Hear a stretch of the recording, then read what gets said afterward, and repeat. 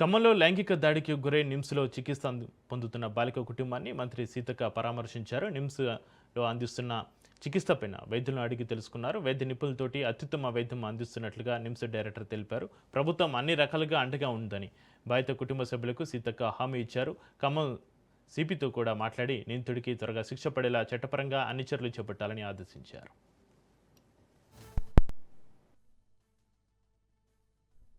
మరి గత 4 రోజుల క్రితం జరిగినటువంటి అత్యాచారం చేసి పైన బిల్డింగ్ నుంచి పడేసినటువంటి ఘటనలో బాలిక మరి మన హాస్పిటల్లో ఇక్కడ నిమ్స్లో శిక్ష పొందుతున్న సందర్భంగా వారి కుటుంబాన్ని పరామర్శించడం జరిగింది. అదేవిధంగా అమ్మాయి యొక్క ఆరోగ్య విషయాలు కూడా తెలుసుకోవడం జరిగింది. బాలికతో కూడా మాట్లాడి ధైర్యం చెప్పడం జరిగింది. అంటే ఫస్ట్ రోజు మనకు నార్మల్గా స్లాబ్ పై నుంచి పడిందని తెలిసింది. కానీ తర్వాత స్పృహలోకి వచ్చిన తర్వాత ఆ దుర్మార్గుడు ఒక పెద్ద ఏజ్ కాబట్టి కుటుంబం కూడా నమ్మింది తాతగా అనే ఉద్దేశం, తాత ఏజ్లో ఉండడాన్ని.